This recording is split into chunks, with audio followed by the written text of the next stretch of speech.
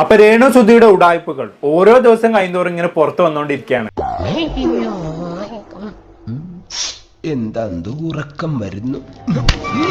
ഇപ്പോഴത്തെ രേണു സുധിയും ഭർത്താവായിട്ടുള്ള കൊല്ലം സുധിയും ചേർന്ന് നടത്തിയ ചില സാമ്പത്തിക തട്ടിപ്പുകളുടെ വിവരങ്ങളാണ് പുറത്തു വന്നുകൊണ്ടിരിക്കുന്നത്. അതായത് ഈ കൊല്ലം സുധി ജീവിച്ചിരുന്ന കാലത്ത് ഈ കൊല്ലം സുധിയുടെ സെലിബ്രിറ്റി സ്റ്റാറ്റസ് ഉപയോഗിച്ച് നാട് നീളെ കടം വാങ്ങിക്കലായിരുന്നു രണ്ടുപേരുടെയും മെയിൻ പരിപാടി. ഇങ്ങനെ ഒരു സംഗതി ഇതിന്റെ പിന്നിലുണ്ടായിരുന്നു. ഒരുപാട് ആളുകളെ ഇവർ ഈ രീതിയിൽ പറ്റിച്ചിട്ടുണ്ട്. ഇനി ഞാൻ ഇപ്പൊ നിങ്ങളെ കാണിക്കാൻ പോകുന്ന വീഡിയോ കൊല്ലം സുധി ജീവിച്ചിരുന്ന കാലത്ത് ഒരു വ്യക്തി ചെയ്ത വീഡിയോ ആണ്.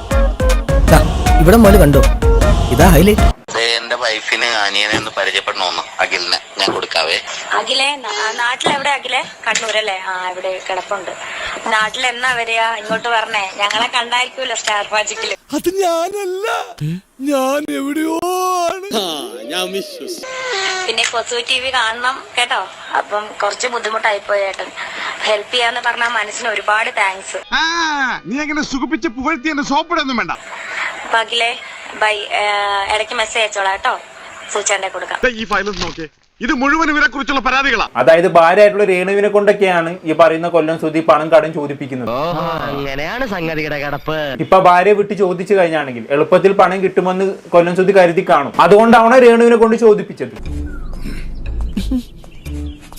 എന്തായാലും ഈ പറയുന്ന അഖിൽ ഇവർക്ക് പണം കൊടുക്കാമെന്നൊക്കെ ഏറ്റു. പക്ഷെ ഇവർ പറഞ്ഞ സമയത്ത് പണം കൊടുത്തില്ല. അന്നേരം കൊല്ലം സുധി ഇവർക്ക് അയച്ച വോയിസ് ക്ലിപ്പ് ഇവർ കേൾപ്പിക്കുന്നു.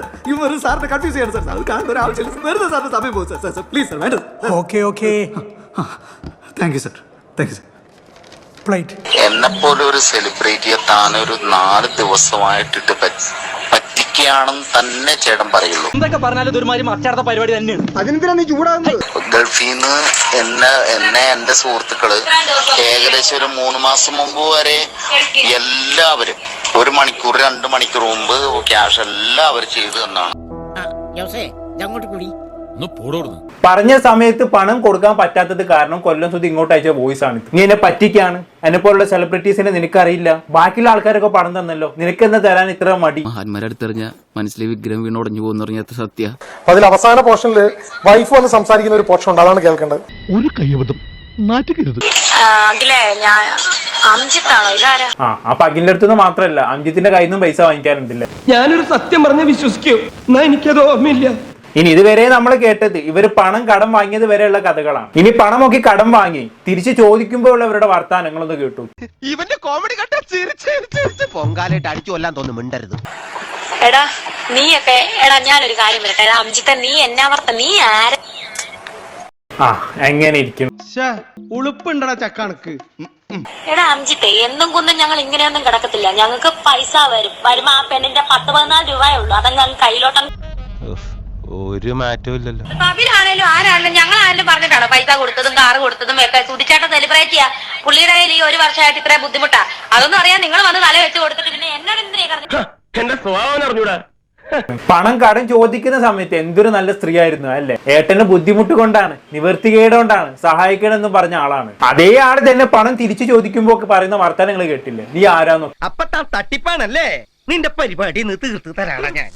അതെ, സുധിച്ചേട്ടൻ സെലിബ്രിറ്റിയാണ്. ആരെങ്കിലും പറഞ്ഞോ സുധിച്ചേട്ടൻ പൈസ ചോദിക്കുമ്പോഴേക്കും എടുത്തു കൊടുക്കാൻ? അനുഭവിച്ചോ എന്നുള്ള രീതിയിലാണ് രേണു പറഞ്ഞു വെക്കുന്നത്. അതൊക്കെ ഗോപാലകൃഷ്ണൻ ഒരു നമ്പർ അല്ലേ?